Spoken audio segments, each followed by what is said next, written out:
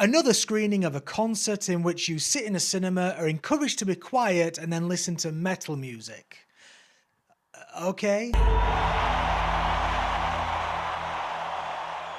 Bring Me the Horizon live in São Paulo is another concert cinema thing in which you watch the band's live performance at the largest venue they've ever performed in.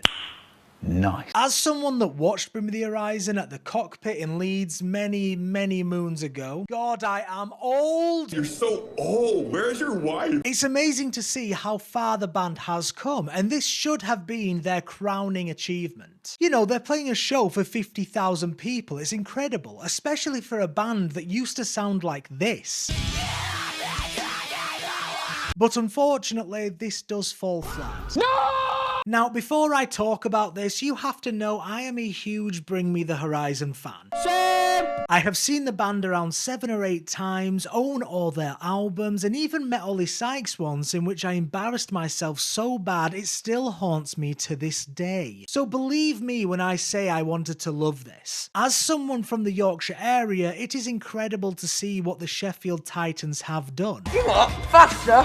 Fuck off. But this is a bit of a letdown. There are certain moments of the setlist that really get you engaged and amp you up in a great way. For example, Kool-Aid is a standout, Amen, and a song they played with the famous orchestral version of the track. And all the songs are bulletproof. Oh God, you're so good. From Suicide Season onwards, Bring Me the Horizon have always kept their quality high, even if there are slight dips here and there. And in this live performance, there isn't just professional camera work, but fan footage in which some of it is pretty good. It is overused in my opinion, to the point where I didn't even know what was happening, but some of it is great, especially in a slow song. There is some really cute stuff.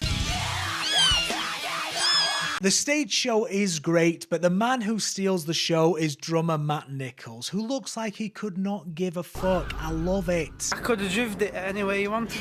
Any way you wanted. This showing is billing itself as an immersive experience, and there is a great little detail in the bottom left of the screen a few times in which text describes things happening on stage in a robotic but humorous kind of way. So look, I am going to get into the negatives now, but just know if you love Bring Me the Horizon, you will enjoy this. So if that's all you want to hear, then yeah, go for it. But I do have to review this as a cinema experience, so here we go. Oh shit. So from the top, it starts with fans telling the camera that Bring Me the Horizon saved them or helped them through some tough times, which is great for them. But that sentiment repeats itself quite a few times for a while until the actual show starts. Like, yeah guys, we get it, you are a big band, your concert is in a fucking cinema. I am a golden god! And the editing on the intro is like their YouTube clips, you know, the behind the scenes stuff, which I usually love, but in a cinema, it just gave me a headache. God, I'm old! Where's your wife? Then the actual concert starts, and I'm not gonna lie, the guitars and those riffs don't seem to work on a big screen. It could have just been my theatre, so let me know, but a lot of the riffs sounded so muddy I felt like I had taken a bath with Shrek. Oh my God. Happy Song, for example, the opening I couldn't hear at all. The guitars seem to not have the polish needed for a cinema experience, which makes the breakdowns and heavier sections of the song lack heft and weight, which you really need. It's frustrating because you want that release. Just imagine the breakdown of Parasite Eve not giving you that burst of energy live when it kicks in. Disappointed!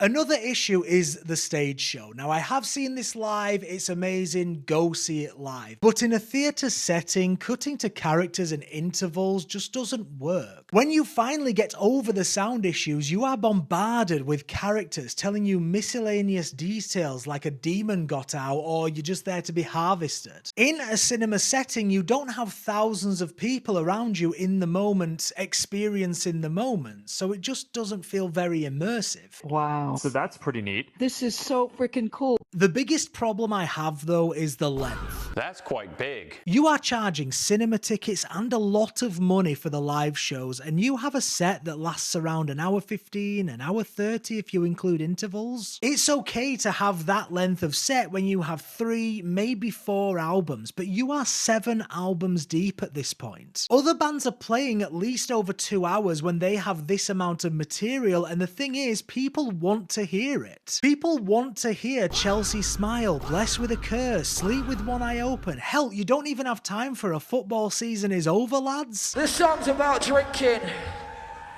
and smoking weed. The best time I saw Bring Me the Horizon live was at All Points East Festival. They did a headline set and they played material from everything. It was incredible and really felt like a celebration of their whole career, which in my opinion, this should have been. You are playing your biggest show ever. Start with Shadow Moses, into Alligator Blood, into Mantra, into Happy Song, into Kool-Aid, then why not? Fuck it, go into Raw. But I am a Bring Me the Horizon fan, I enjoyed myself, I was never bored, and I love Ollie Sykes' weird onstage banter. What's your absolute dislike? AIDS. But I just wanted more. They did play my favourite track by them, and you know what, fuck it. Here is my ranking of all the Bring Me the Horizon albums. If you disagree, then you know what, you're wrong. It's false. No way.